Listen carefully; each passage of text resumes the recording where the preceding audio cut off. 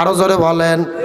1 নম্বর জেলের মধ্যে বন্দি করবে, 2 নম্বর হত্যা করে জমিন থেকে বিদায় করে দেবে, আর 3 নম্বর কাজ হলো এই দেশের ভেতরে যে আলেমদের জনপ্রিয়তা বেড়ে যাবে, যাদের মাহফিলে হাজার হাজার মানুষের অবস্থান ঘটবে, যাদের মাহফিলে লক্ষ লক্ষ যুবকদের সমাবেশ ঘটবে, এই জালেমদেরকে ওই আলেমদেরকে এই দেশের মধ্যে তারা থাকতে দেবে না। লিইকুরিজুকা, তাদেরকে তারা দেশ থেকে বের করে দেবে।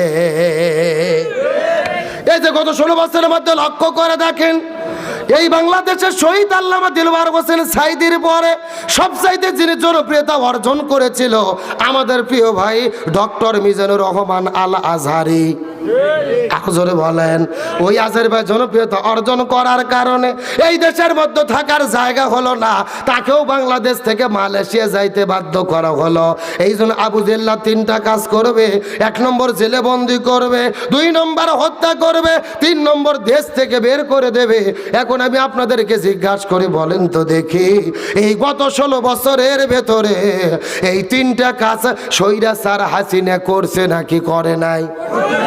জোরকন করছে নাকি করে নাই?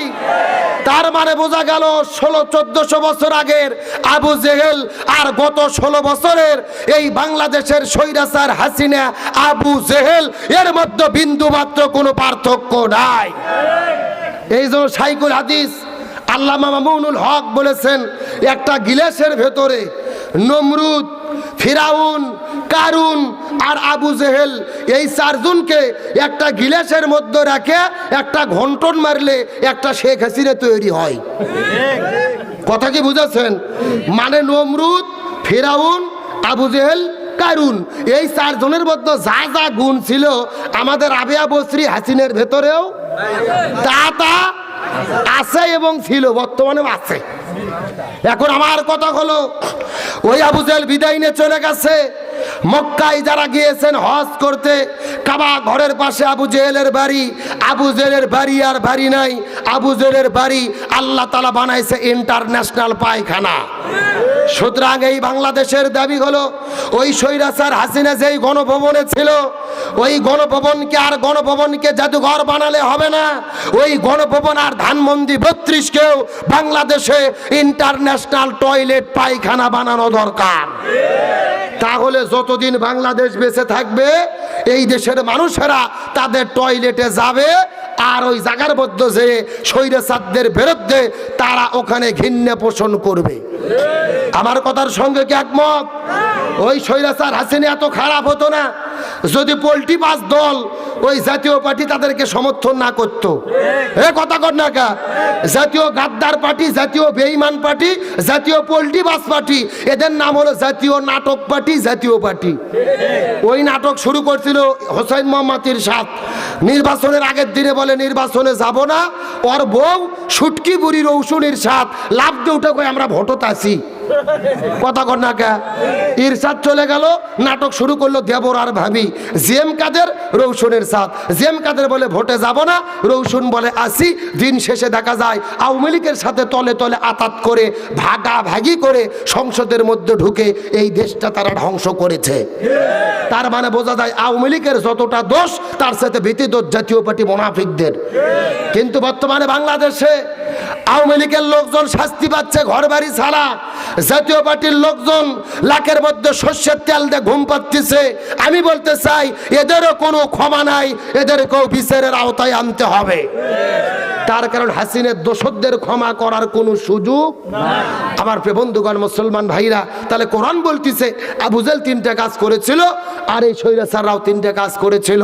আজকের সংক্ষিপ্ত সময়ে আমার আলোচনার সাবজেক্ট হলো বর্তমান প্রেক্ষাপটে শান্তির প্রতিষ্ঠায় আমাদের করণীয় কি, এটা জানার দরকার আছে না নাই?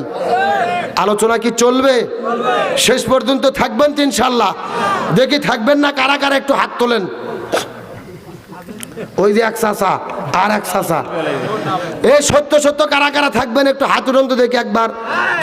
চাচাই চাচা হাত উঠান, সবাই হাতগুলো একটু নাড়াচাড়া করেন তো, ঘুম ছাড়ুক। এই ছেলে হাত উঠাও। কে রে হাততে কি গোলে রে? না না গাঞ্জা না গুল, গাঞ্জা লেচ্ছে নাকি? এই হাত উঠাও, হাত উঠাও, হাত উঠাও সবাই সবাই। লিল্লাহে তাকবীর। আল কোরআনের আলো, আল হাদিসের আলো, লিল্লাহি তাকবীর।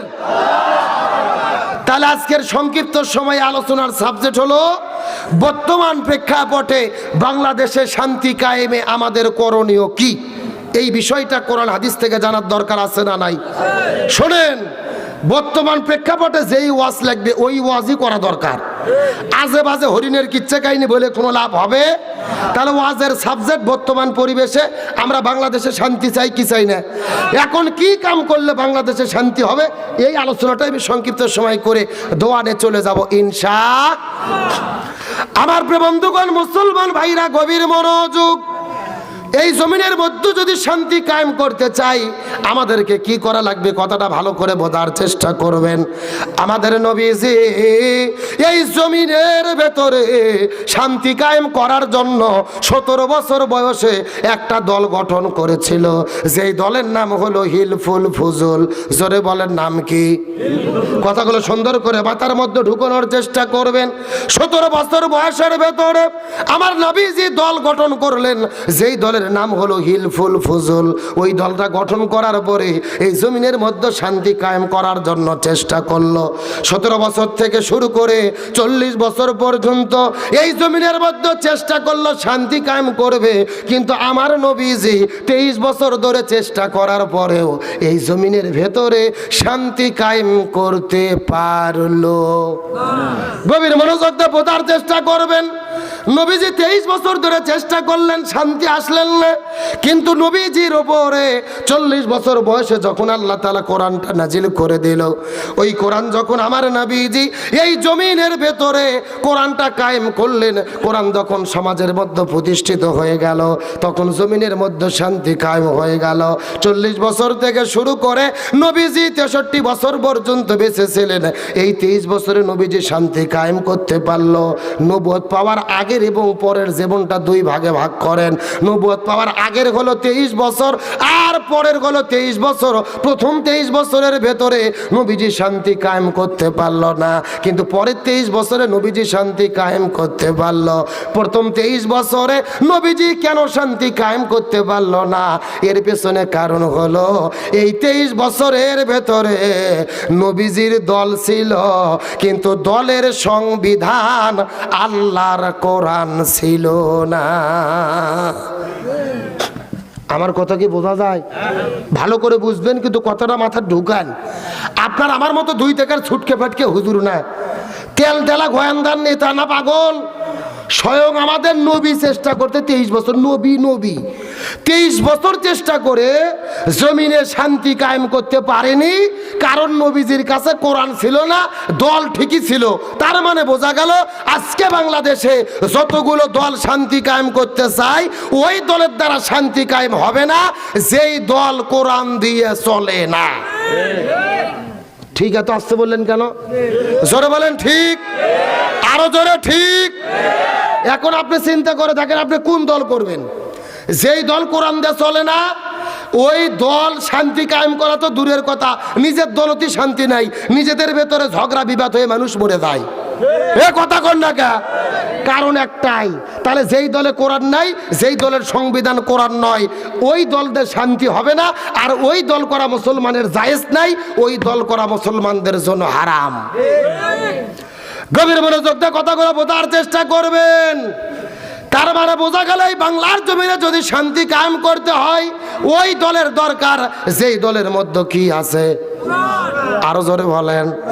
আল্লাহর কোরআন কত সুন্দর করে চমৎকার করে বলেছেন, ওয়া মান্না আরাদা আন যিকরি ফা ইন্না লাহু মাঈশাতান দাঙ্কা ওয়া নাহশুরুহু ইয়াউমাল কিয়ামাতি আমা। আল্লাহ তাআলা বলেন, হে পৃথিবীর মুসলমানেরা গভীর মনোযোগ। এই জমিনের মধ্যে যদি তোমরা শান্তি কায়েম করতে চাও, ব্যক্তি, পরিবার, সমাজ, রাষ্ট্র, রান্নাঘর থেকে শুরু করে সংসদ ভবন পর্যন্ত যদি শান্তি চাও, কোরআন বাদ দিলে শান্তি হবে না। কোরআন বাদ দিয়ে যদি দল চালাও, দেশ চালাও, পরিবার চালাও, সংগঠন চালাও, ব্যক্তি জীবন পরিচালনা করো, ওই জীবনের মধ্যে শান্তি আসতে পারে না। বরং যারা কোরআন মেনে চলবে না, তাদের জীবনটা আল্লাহ অশান্তিতে ভরে দেবে, আর তাদেরকে দুই চোখগুলো অন্ধ করে আল্লাহ হাসরের ময়দানে উঠাবে। কোরআন না থাকলে শান্তি থাকবে না, আর যারা কোরআন মানবে না তাদেরকে অন্ধ করে কবরে হাসরে উঠাবে কে? সুতরাং বাংলাদেশে যদি শান্তি কায়েম করতে চাই, ব্যক্তির আইন, বাবার আইন, দাদার আইন, চাচার আইন, খালার আইন, ফুপুর আইন, কার্ল মার্ক্সের আইন, লেনিনের আইন, পুতিনের আইন, এই বাংলার জমিনে তন্ত্র মন্ত্র দিয়ে শান্তি কায়েম হবে না যতদিন না পর্যন্ত এই জমিনের মধ্যে কোরআন কায়েম করা না যাবে। এই জন্য আল্লাহ রাব্বুল আলামিন বলেন, ফামান তাবিয়া হুদায়া ফালা খাউফুন আলাইহিম ওয়ালা হুম ইয়াহজানুন। আল্লাহ তাআলা বলেন, হে পৃথিবীর মুসলমানেরা গভীর মনোযোগ। ব্যক্তি, পরিবার, সমাজ, রাষ্ট্র, রান্নাঘর থেকে শুরু করে সংসদ ভবন পর্যন্ত যদি তোমরা শান্তি চাও, কোরআন মেনে চলো। কোরআন মেনে চললেই শান্তি পাবে, আর কোরআন না মেনে চললে শান্তি হবে। খুব ভালো করে আমার দিকে তাকান, আমার দিকে লক্ষ্য করেন, গভীর মনোযোগ। এই যে আমাদের আপনাদের পোস্টারে লিখে দিয়েছেন আব্দুল সালাম যুক্তিবাদী। যুক্তিতে কিছু কথা আপনাদেরকে বুঝাই। মনে করেন ঢাকা শহরে বিশাল বড় একটা পানির ট্যাঙ্কি আছে। যেরকম কিসের ট্যাঙ্কি? ওই পানির ট্যাঙ্কির মধ্যে থেকে পাইপ দিয়ে দিয়ে বাংলাদেশের 64টা জেলায় পানি সাপ্লাই দেওয়া হয়। এখন ঢাকা শহরে যেই ট্যাঙ্কির থেকে পানি সাপ্লাই দেয়, ওই ট্যাঙ্কির ভেতরে একটা মরা বিড়াল মরিয়ে পচে গন্ধ উঠে আছে। এখন ওই ট্যাঙ্কির থেকে একটা পাইপ আস্তে আস্তে আস্তে আস্তে আপনাদের পাবনা শহরেও এসেছে। এখন ওই পাইপ দিয়ে পানি বের হচ্ছে। এখন বলেন তো, পাইপ দিয়ে যেই পানি বের হচ্ছে, ভালো না গন্ধ? আরো জোরে বলেন।